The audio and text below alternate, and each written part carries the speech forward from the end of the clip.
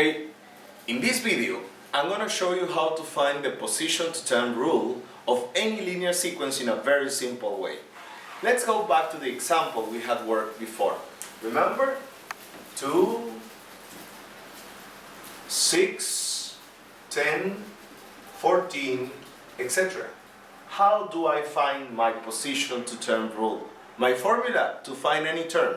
So the process is very simple. First, we're going to subtract the second term from the first, that is going to give me 4, the third from the second, that is going to give me 4, or the fourth from the third, and that's going to give me 4. That is 14 minus 10 is 4, 10 minus 6 is 4, 6 minus 2 is 4. With this number, I know that my sequence, that is Tn, it's going to be 4n. Why 4? This number that I am putting as the coefficient of n, it's always the common difference. This number that I found before. Now the question is, what do I have to do to get the other part? Because if you saw the other video, you know that I have to go ahead with minus 2. How do I get this number? So the question is very simple. We do that by using any of the terms. I would say the first one. If I do, let's suppose that I don't have this number yet. Let's suppose that I don't know. What do I have to do? It could be positive or negative or adding or subtracting something. So I'm going to do it with T1. T1. When I do T1, what I do is 4 times 1, and that's going to give me 4. But the answer has to be 2. So what operation, addition or subtraction, do I have to do in order to get these 2? Well, very simple. What I do is that I subtract 2. And that is why I put here minus 2. To make sure that you're doing the processing the right way, that you're getting the right formula, you can try with another one. It has to work with any of the terms that you have. So let's try, for example, our formula for T3, that is the third term. If I replace with my formula here, what I'm going to have is 4 times 3, and then minus 2. That's going to give me 12 minus 2, and that's going to give me 10. And 10 is the third term. As you see, it's very simple. But you know, if you don't practice, you're not going to be able to do it very fast. I'm going to do 2 more examples for you to see how easy this is. So give me a second, and I'll show you how to get these position to time rules on the spot. There we go.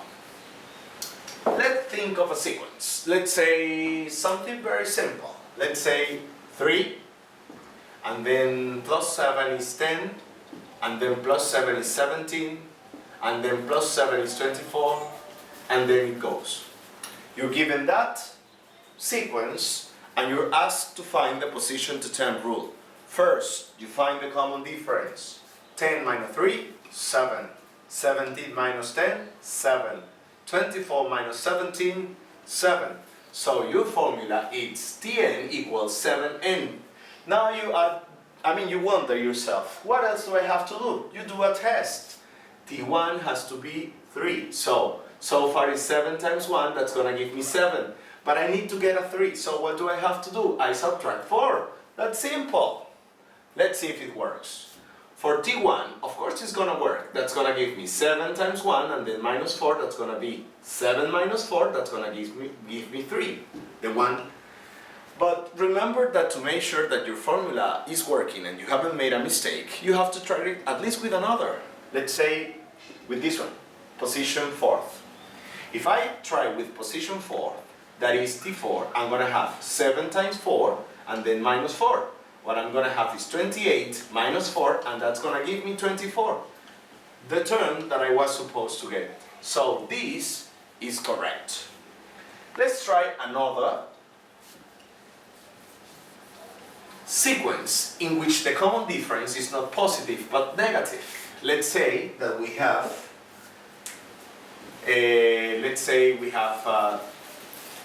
5, then we have 0, then we have minus 5, then we have minus 10, and so on. We're given that linear sequence, and we need to find the position to time rule. How do we do that? First part, you get the common difference.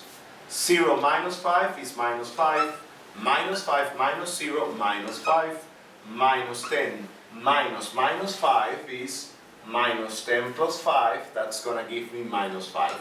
Because all these numbers are the same, that is the differences between the terms are all the same, we can say this is a linear sequence. Consequently, my general term is going to be minus 5n. Now, what else do we have to put here? Adding or subtracting something? Let's see. If I try with my first, that is t1, the answer is going to be minus 5 times 1, that's going to give me minus 5. But I need to get 5. So, if I get minus 5, but I need to get 5, what do I have to do? Well, it's very simple. I just add 10. Let's see if it works. T1 would be equals to minus 5 times 1, and now plus 10. That's going to give me minus 5 plus 10, and that's 5, my answer. Another test. Let's try with term 3. That is, T3, it's going to give me 5, well, minus 5 times 3, and then plus 10. That's going to give me minus 15 plus 10. That's going to give me minus 5. Exactly the term that I was looking for.